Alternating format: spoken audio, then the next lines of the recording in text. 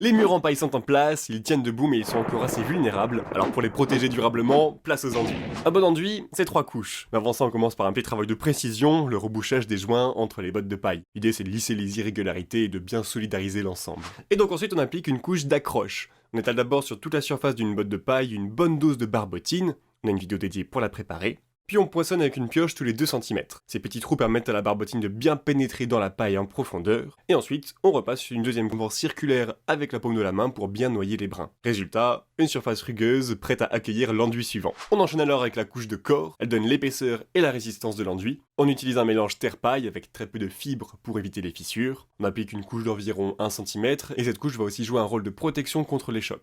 On termine avec la couche de finition qu'on appelle aussi badigeon. Elle est plus fine à déposer sur la couche de corps bien lissée et sa base d'argile pure et de chaux. Elle vient renforcer l'étanchéité à l'eau tout en laissant respirer le mur, car oui, la perspirance est essentielle. Notre enduit doit pouvoir laisser s'échapper la vapeur d'eau pour éviter que l'humidité ne stagne dans les murs. Et enfin, on n'oublie pas l'enduit de protection du soubassement. Pour nos briques, on applique donc un enduit chaussable pour les protéger, en badigeonnant avant et après avec un mélange chaud-eau. On déborde volontairement sur les graviers pour éviter les infiltrations.